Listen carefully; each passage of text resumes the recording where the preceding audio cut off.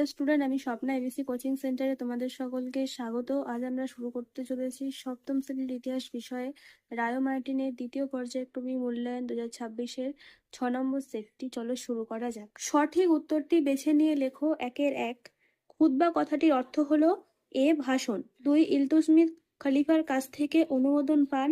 C 1229 খ্রিস্টাব্দে। 3 Nikola কান্তি ছিলেন। B ইটালির পর্যটক। 4 ঘরঘরার যুদ্ধের সময় আফগানদের সঙ্গে যোগ দেন বাংলার যে শাসক তিনি হলেন ডি নসরত শাহ।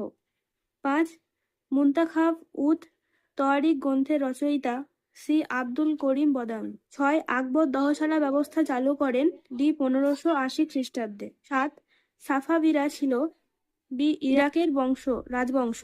8 মধ্যযুগে সড়কপথে সোনা রূপো ও রত্ন আমদানি হতো মধ্য এশিয়া থেকে। 9 ফরাসি ইস্ট ইন্ডিয়া কোম্পানি গড়ে ওঠে ডি 1664 খ্রিস্টাব্দে।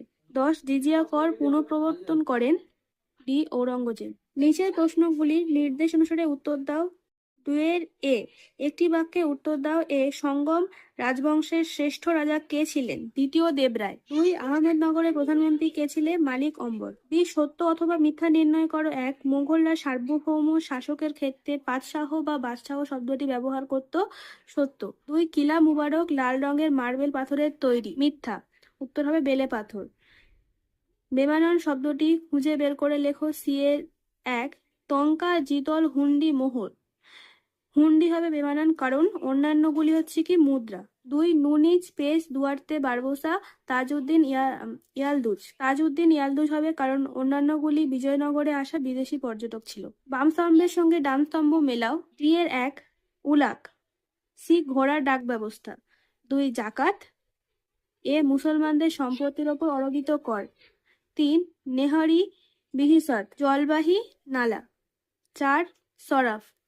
বি মুদ্রা বিনিময়কারী। নিচে যে কোনো 4টি প্রশ্নের উত্তর দাও। 3 এর 1 দক্ষিণ ভারতে সুলতানি সাম্রাজ্যের বিস্তার ঘটান কে? আলাউদ্দিন খলজি। এই অভিযানে তাকে কে সাহায্য করেছিলেন? মালিক কাফুর। 2 দিল্লি সুলতানি শাসনের সময়কালকে তুর্ক আফগান যুগ বলা হয় কেন? পজ করবে এখান থেকে এতটা। 2 আফগানদের কাছে হুমায়ুনের পরাজয়ের কারণ কি? পজ করবে এখান থেকে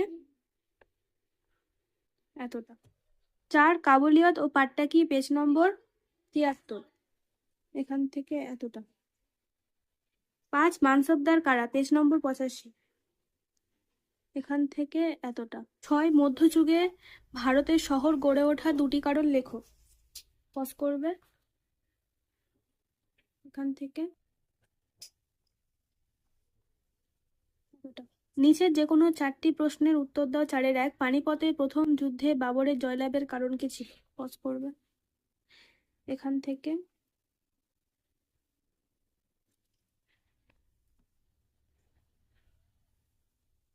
এতটা।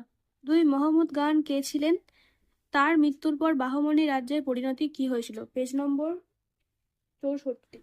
মাহমুদ গাওয়ান ছিলেন বাহমনি রাজ্যের শাসক। 3য় মোহাম্মদের শাসনকালের তার মন্ত্রী মাহমুদ গাওয়ান,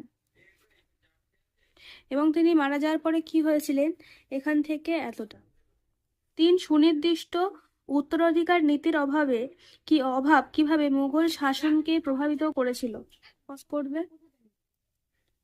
এখান থেকে এতটা। 4 মুঘল সম্রাট শাহজাহান কেন মধ্য এশিয়ার বলক ও বদকসান অভিযান করেছিলেন?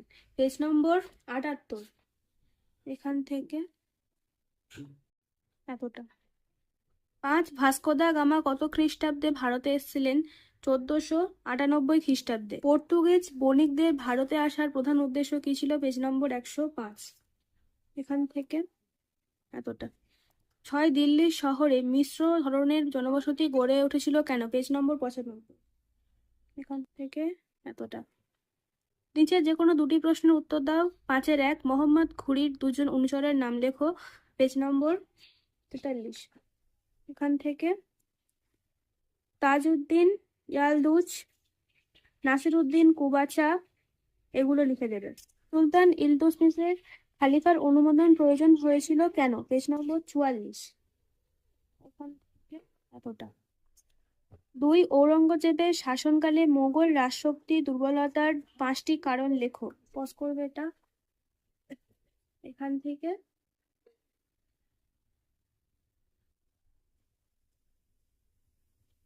এতটা। সুলহ-ই কুল কি? পেজ নম্বর 85। এখান থেকে এতটা।